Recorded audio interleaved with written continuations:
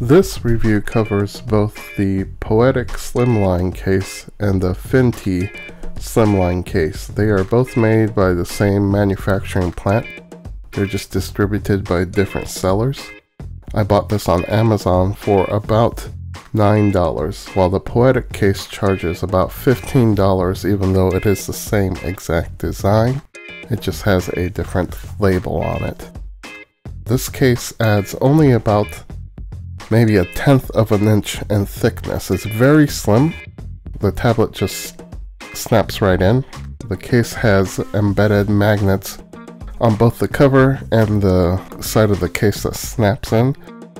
The magnet does not overlap the screen. There are no clips that hold the magnets in place as some of the other cheaper cases do, so there's no reason that the cover for the case should scratch the tablet screen.